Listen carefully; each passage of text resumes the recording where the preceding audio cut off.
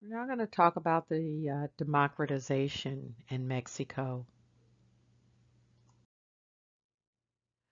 So, that old party regime finally broke down that had been running off of the um, Spaniards' colonization and some of the rules that they had set in place, where the elite were pretty much running the country, owned most of the land, and a large population of the people in Mexico were working outside of the city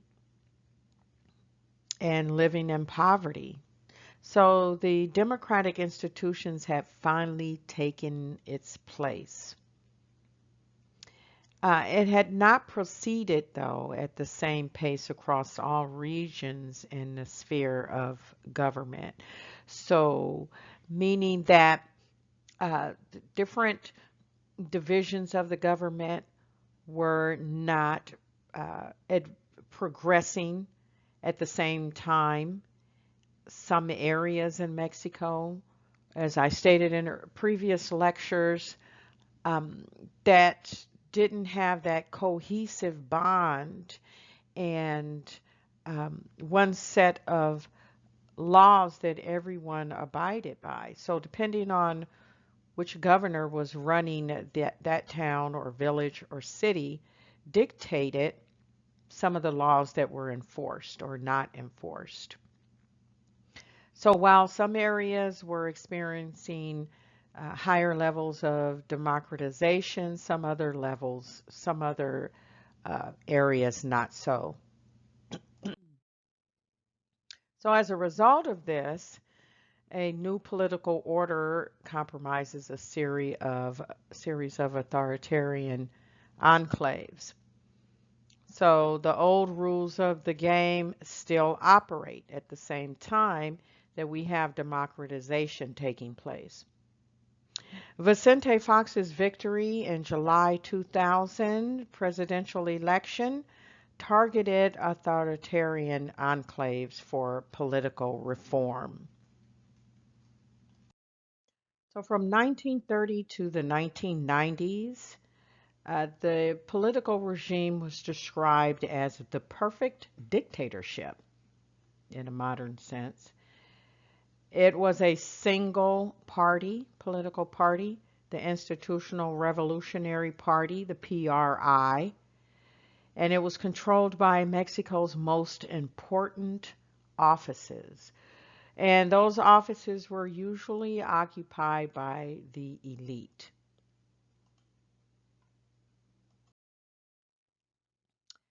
This PRI was a Mexican political party. It dominated the country's political institution from 1929 through the 20th century. And virtually all important local and national political figures in Mexico belonged to this party. Nomination of any candidate to a public office during this time was ensured election to the office. So you have a system where if you run, you already know before you even run that that office is yours. So there's a lot of corruption going on. Originally, it was called the National Revolutionary Party, and then it was renamed the Mexican Revolutionary Party in 1938. And it became the Institutional Revolutionary Party in 1946. So this political elite also controlled the country's leading sectoral, professional, and civic groups. And it was divided up. It divided up the economic rents among its leaders and supporters. So, meaning any extra money made off of any type of export import in the country was distributed amongst the leaders and supporters of this party. What is economic rent? Economic rent is an amount of money earned that exceeds that which is economically or socially necessary. This can occur, for example, when a buyer working to attain a good or service that is considered exclusive makes an offer prior to hearing what the seller considers an acceptable price. So the market imperfections thus lead to the rise of economic rents. It would not exist if markets were perfect, since competitive pressures would drive down prices.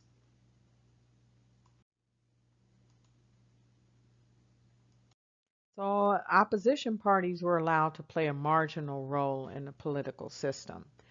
So this PRI is dominating the political system. So serious challenges to the PRI were thwarted through an elaborate system of corporatist cooptations, electoral fraud, and selective repression. After the assassination of Obregón, Mexico's ruling party was barren, that should be barren, out of the post-revolution. So, meaning that there were a lot of people, or the most powerful people in Mexico were uh, this ruling party. And they redistributed the spoils of victory amongst the surviving chieftains. By 1928 to 1929, President Calles pushed the idea of a single political party.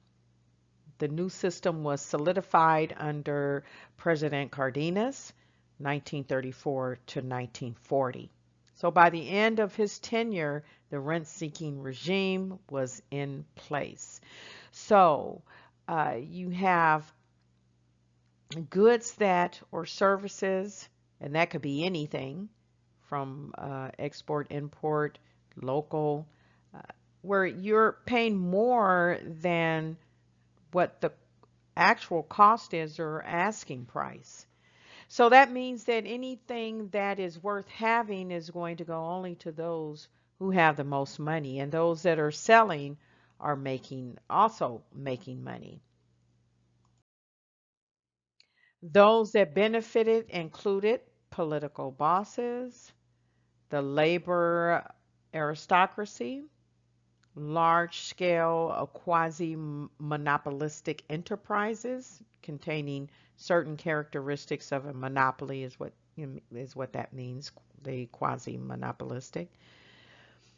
And monopoly meaning that there is only one or two uh, businesses that are offering certain services.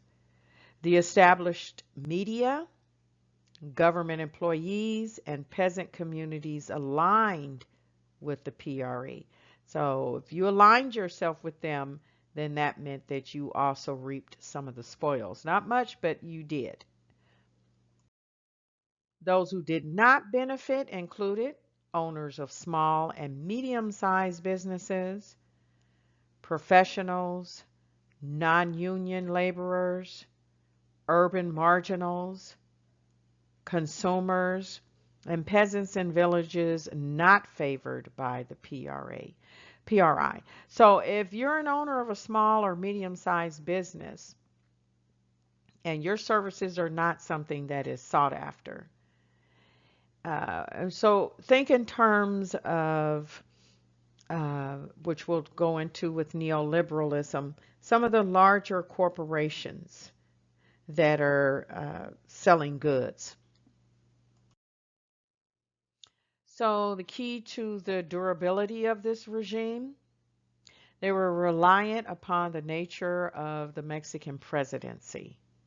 So this presidency office or office of presidency had a lot of power, hence this somewhat authoritarian type of government.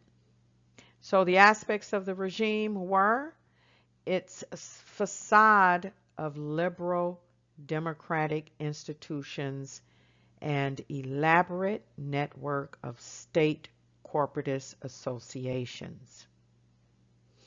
So this would be corporations run by the state. Its concentration of authority in one institution, for example, the presidency. So this authoritarian type of government has placed all of its authority into this one office. It's institutionalized mechanisms for power transfer. There's a remarkably stable and resilient, this regime. Various pieces were reinforced each other. So if there was any weak link here, then it was reinforced by another area or office set in place. And there were no foreign powers during this time intervened to dismantle what was going on at the time. So though the foreign powers saw that there were tenets of authoritarian types of practices going on in the country, they were not stopped. And there's a reason behind that.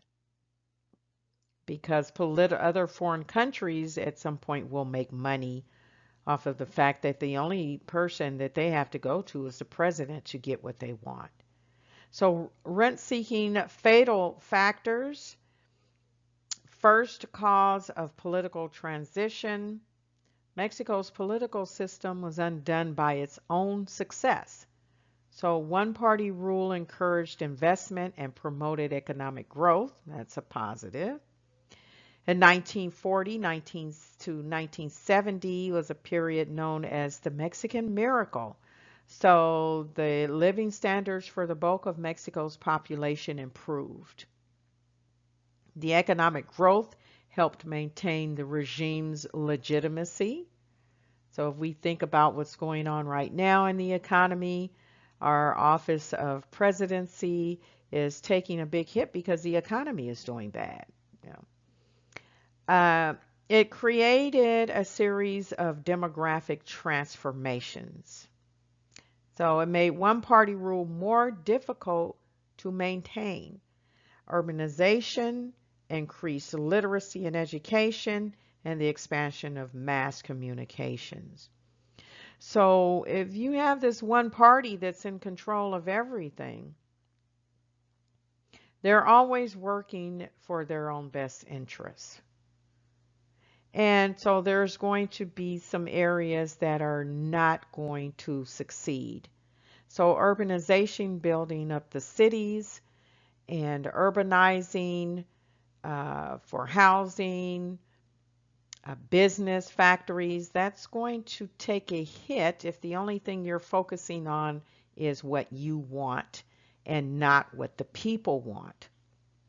And then this increase in literacy, it's hard to maintain literacy and education when it is not in the party's best interest to educate its people who will rise up and say, this is not right. So if you're left in the dark, you're less likely to rise up and say something is wrong because you don't know that something is wrong. So when you hear that old cliche that knowledge is power, that's a perfect example of that. If you're educated, you're more likely to see imperfections in systems of government, the economy, social economic situations.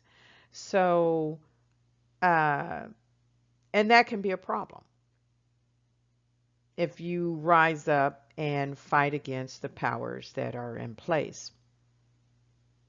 The expansion of mass communication. If you're running an authoritarian type of government, you certainly don't want the word to spread if there are cracks in the system. And you certainly don't want it too much of the information to leave out of the country. Shifts that undermine the PRI: urbanization and urban growth, growth in the service sector. So a new class not linked to the PRE's state corporatists are growing.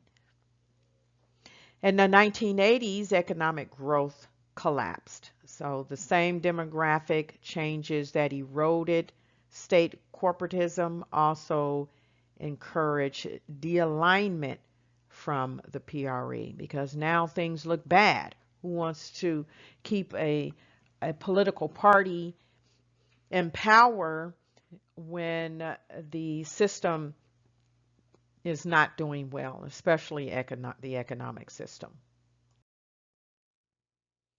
So that leads way to the PAN, the National Action Party, which was founded in 1939. And it represented the interests of business and of the Roman Catholic Church, which had been stripped of legal recognition in 1917 after the Revolution. And the support largely came from the urban middle class and the northern parts of the country. So you have this elite that are part of the PRI and people that are holding political positions. And then you have the PAN that is comprised of the urban middle class, which is starting to grow. And, you know, there's nothing that you can do about progress as the population is starting to grow. Urban people tend to want to live more in the cities than outside of the cities. The principal opposition party to the ruling PRI: first, they contested national elections in 1943. As we know, those were not all legal, because you remember, if you ran for office, you were guaranteed that position.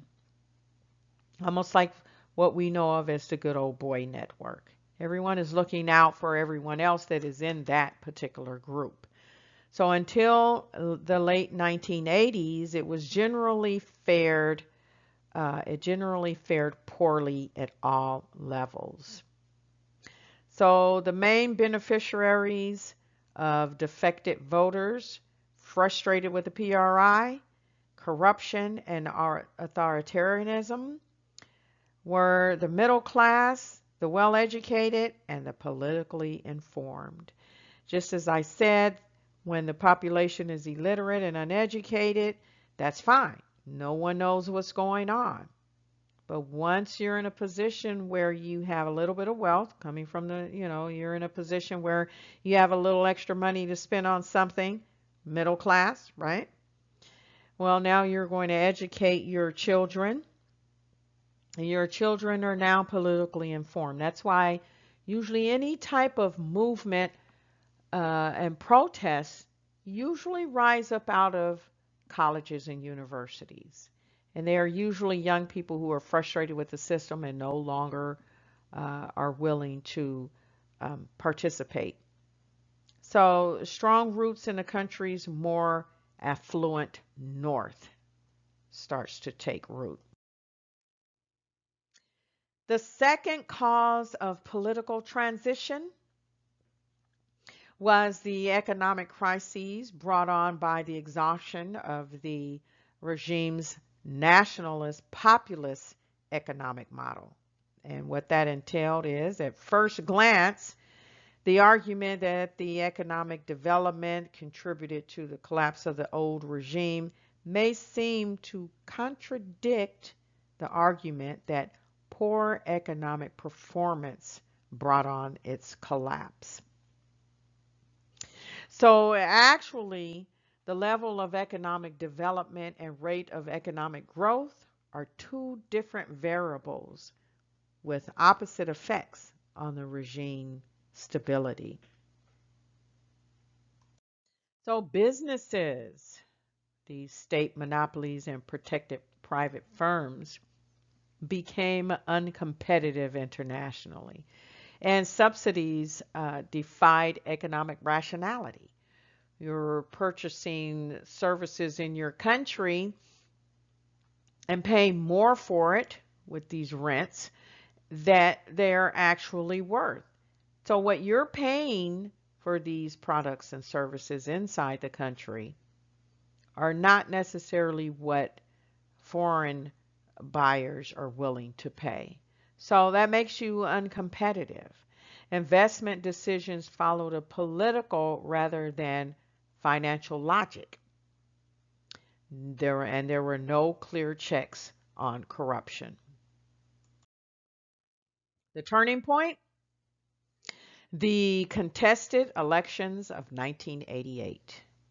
So Carlos Salinas was declared the winner over Cardenas, that candidate of the Party of Democratic Revolution, which was the PRD, amidst elections of fraud. So and then we had that student movement massacre that took place in 1968. Then the national bankruptcy of 1982. The Mexico City earthquake of 1985. And then the alleged fraud of 1988 election triggered mass protests. Salinas, in accord with the PAN, passed a series of constitutional amendments. It swept away most core elements of that PRI doctrine that had been put in place. It committed the country's leadership to a policy of market-oriented reform so that they become more competitive foreign economy. Political restructuring, and it ended that land redistribution that we heard about earlier, and it repudiated the traditional PRI anti-clericalism.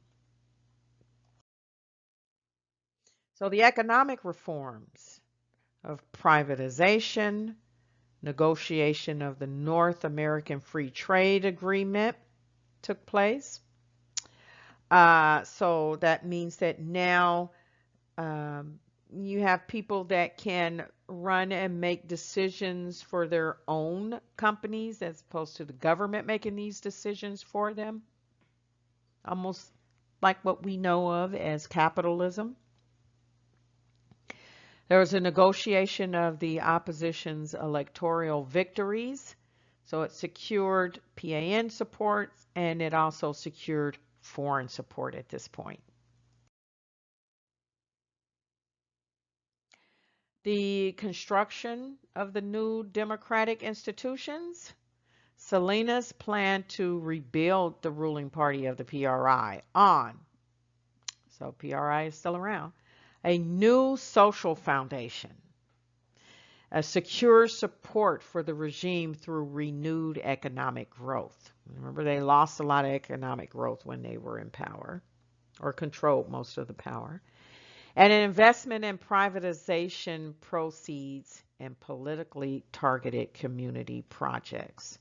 So his goal was to replace a decrepit set of authoritarian institutions with a new one based on different economic fundamentals. He had temporary success. So the PRI swept Mexico's 1991 midterm legislative elections with 61% of the national vote. His approval rating reached 80%, and the PRI won the 1994 presidential elections without recourse or fraud. But there is an unfinished transition. So the definition of democracy: regimes that hold regular, free elections are democratic. In Mexico, democratization has not proceeded at the same pace across all spheres of governance or all regions. As I talked about earlier, that cohesiveness has been an issue since the Spaniards colonized Mexico, and these different governors and juntas were put in place, and everyone kind of freestyle, did what they wanted to do in their little fiefdom. So, and that meant also that any types of relationships that you may have had with the chiefdoms in that area, or relationships you may not have had, would dictate what happened in that area. So, for example, the judiciary and a federal bureaucracy remain under the control of the PRI supporters, and nothing really changed. So the pace of political change has varied across different regions of the country, as I just stated. The affluent urban areas in the north, where the political environment has been quite open and competitive since the 1980s. And then in the other regions, there was the repression remains palpable, and the PRI's old clientelistic network has continued to operate and run up to 2000 elections. So as a result of this patchwork going on throughout the country, the elections of 1997 and 2000 do not mean the end of Mexico's political transition. So things are still changing. There are contesters, and they are the political activists, the opposition party leaders that are in place, civic activists, and these PRI dinosaurs that have been around forever, and the technocratic reformers and the leftist insurgents. So, the electoral regime, this old-fashioned tactics were designed to protect the PRI's hold on power, shaving voter rolls to eliminate opposition voters. So, padding the registry with PRI supporters, allowing PRI adherents to vote multiple times, and outright ballot box stuffing and intimidation. So these problems were solved by a series of revisions of the electoral code. So what was put in place is additional modification and clarifications will be needed for this to take place. However, regulations do ensure a level playing field for the country's main political forces. Campaigns in Mexico are monitored by the Federal Electoral Institute, the IFE. So 9 voter counselors must be approved by 2/3 of the lower house of Congress for this to take place. So the party system in Mexico are the 3 main parties. The 3 largest main parties are the El PRI, which does best amongst the beneficiaries of the one-party rule. The PAN, the PAN, essentially a Christian Democratic Party, and tends to attract the support of more affluent, educated, and religious voters. And the PRD, essentially a social democratic party, which draws voters from politically engaged members of the lower class.